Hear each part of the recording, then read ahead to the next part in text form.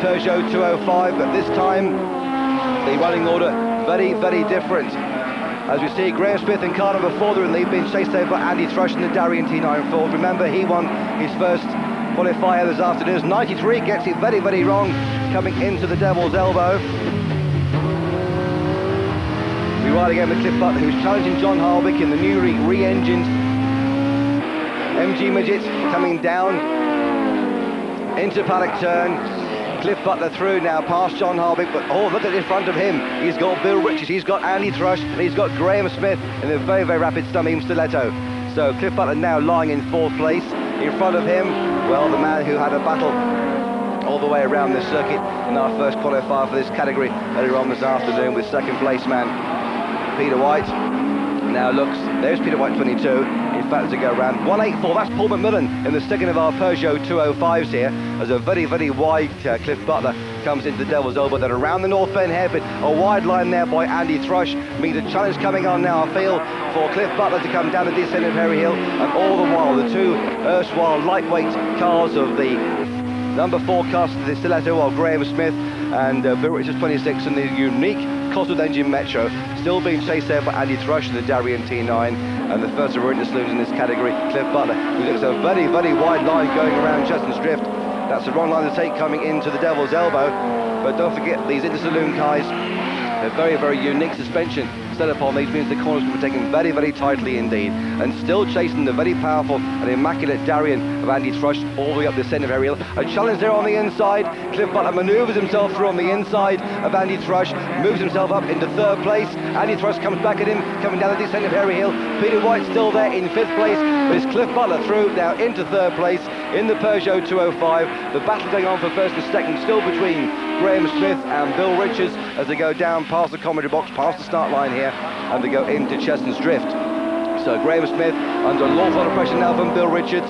These two very lightweight space frame cars, very similar in their construction, but Graham Smith version just a moment has the edge as Cliff Butler has a look on the outside approach into the Devil's Elbow at Bill Richards, who now looks on the inside going into the North Bend hairpin. Cliff Butler all the way around the outside in the Peugeot. So the 1, 2, 3, 4, 5 very close indeed, but not too far behind there in 4th place.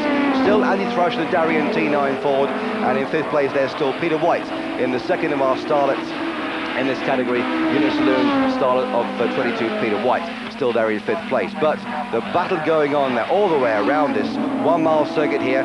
What a superb finish to the circuit as we know it here this afternoon, with some real battles going on and some superb motor racing for you, and of course catching the action right here on Screen Sport, courtesy, I may add, of World Action Sports Productions here this afternoon. So Graham Smith, Bill Richards, Cliff Butler, the 1, 2, 3, very, very close indeed. It's going to go right down to the wire, this one. Graham Smith still leading Bill Richards as they come down the descent of Harry Hill. Cliff Butler still there in 3rd place. Still this battle going on for 4th and 5th between Andy Thrush and Peter White. And a fine win there for Graham Smith, number 4. 2nd place goes to Bill Richards, and 3rd place, as you see, coming up very, very shortly in the Peugeot 205. Cliff Butler, 4th place there for Andy Thrush, the Darien T9, and Peter White is 5th.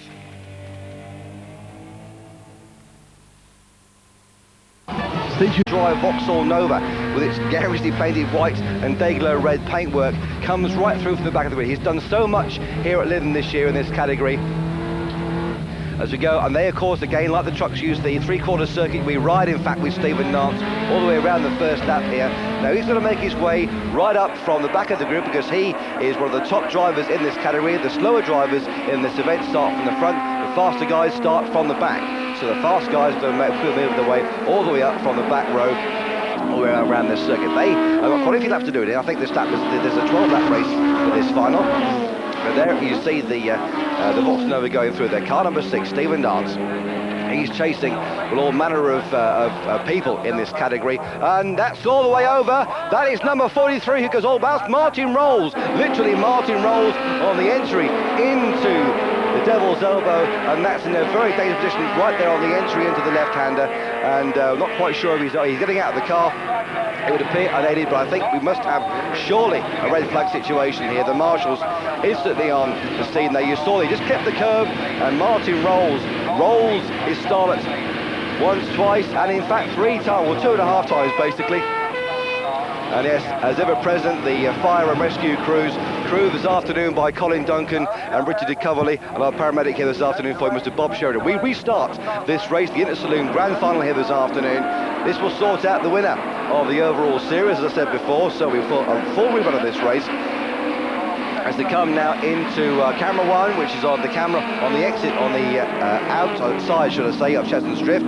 It's number 88 there, Chris Griggs, who leads. One of the starlets coming through there in second place. We ride again with Stephen Dance as he comes through and makes his way through this enormous traffic jam here. Very, very close racing for these guys. That's Martin Shilliford going off there on the exit of the Devil's Elbow, around the 3/4 hairpin for all these guys. Still Stephen Dance fighting his way through some of the traffic here. Watch as he gets down to the straight. He will try out an inside line dart into Cheshunt's Drift as he comes past one of the new cars in this category, from the Renault 5s.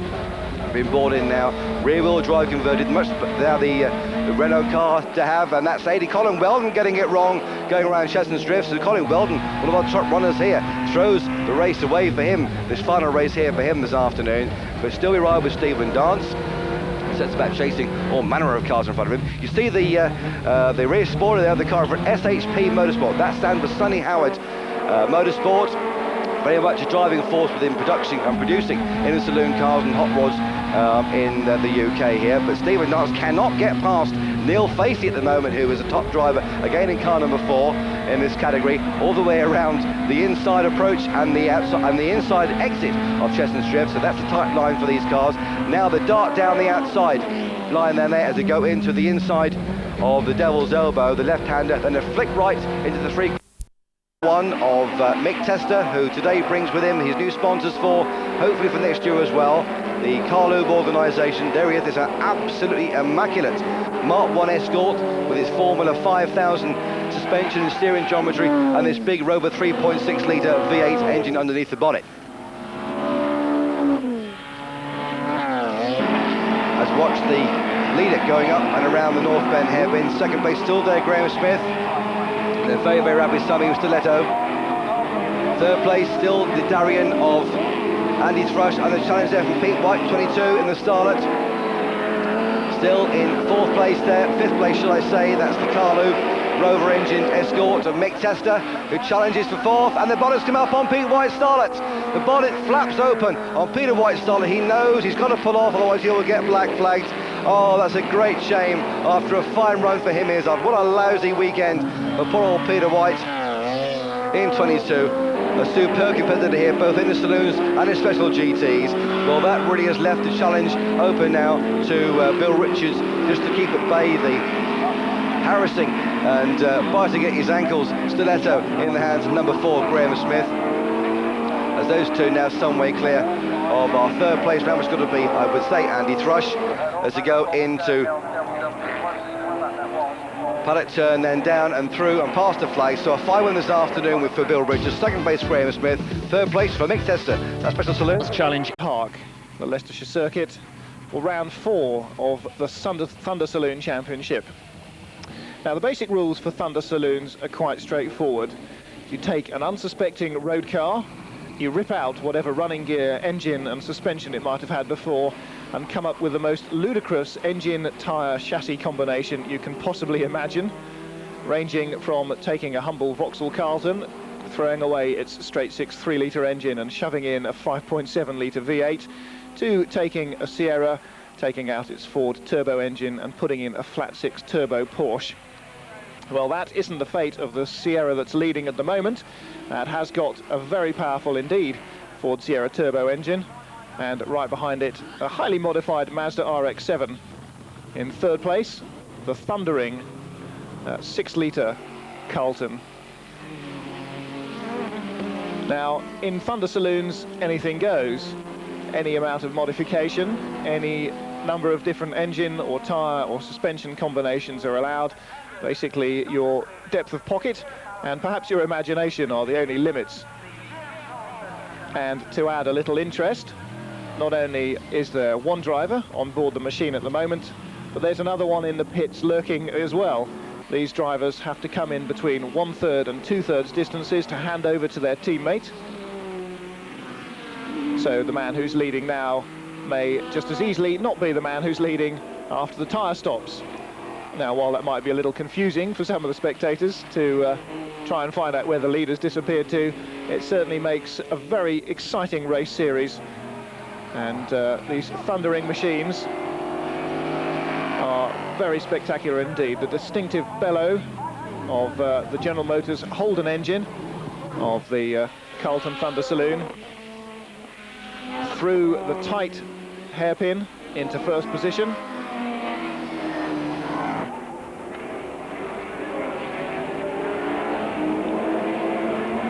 Mallory Park, quite a difficult circuit for car racing when you've got this amount of power on tap. This long right-hander, 180 degrees, Gerrard's corner, is a real test. And the 180 degree hairpin as well, ultra tight, also pretty specifically designed for catching out cars. And as you saw there, that certainly caught out somebody in their car. That was in fact an Opel Commodore, not an Opel Commodore, a General Motors Holden Commodore from Australia, one of the V8 racing machines that have so often been seen in action around Mount Panorama in the greatest touring car race on earth, the Bathurst 1000. This car not the same though. The current leader is a European Carlton shape, although it does run the same engine as the Holdens run around Panorama. And leading confidently at the moment as well.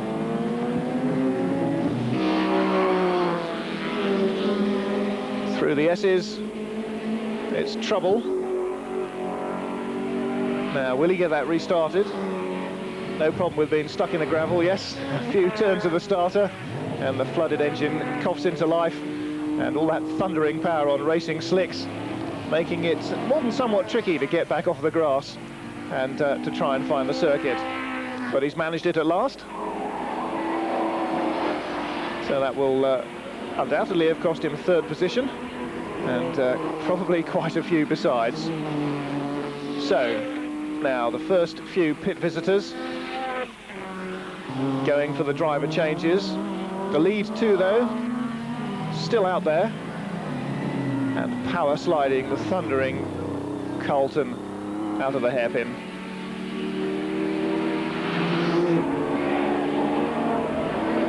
So victory once more for the Carlton. Pete Stevens and Chris Millard from Mike Wilson and James McAlpine in the Mazda RX-7, and Stuart Donnan and Nigel James finally came back to third position in the coal and gas Ford Sierra. Machinery right bang up to date. You'll recognise the shapes of these cars from your local high street, though doubtless your neighbours won't go quite as fast in their Fords as these guys. The final round of the Esso Superlube Saloon Car Championship. These Group N cars in showroom standard condition, vaguely, with safety precautions and lots of attention to the brakes. The engine's fairly closely controlled though, so not ludicrously out of control. And as ever, the battle at the front between the Sierra Cosworths, the BMW M3s and the four-wheel drive Nissan Skyline GTR. Skyline there in second position, Matthew Neal, newcomer to the championship. This is the car that Keith Oildor used to great effect last year, and Neal inching his way past Graham Hathaway in his Sierra Sapphire 4x4. So two four-wheel drive cars out front, and on the fabulous twisting, turning and very tight Cadwell Park circuit, the big muscle cars, the turbocharged cars, not getting so much of a chance to stretch their legs. And as a result, the BMW with its 2.5 litre engine and rear-wheel drive right in there in third position. That's one of the Frank Shorter cars. 41, Kurt Luby, driven in the British Saloon Car Championship in the Group A version of the BMW M3 with great panache. Also a single-seater racer of some esteem as well. And down amongst the midfield, we look for the Tiddlers battle. And the two Honda Civics, 81 in the lead just there, Graham Churchill, and 88 the Derek Warwick Honda of James Kay, really battling away for the class lead. And those two Class D cars ahead of almost everything in the larger capacity Class C, barring Andrew Hartwell's Peugeot 309 GTI. And as you can see, well, oil flags are out. But hopefully that shouldn't catch out the leaders. Cadwell Park in Lincolnshire, very tight, very twisting course.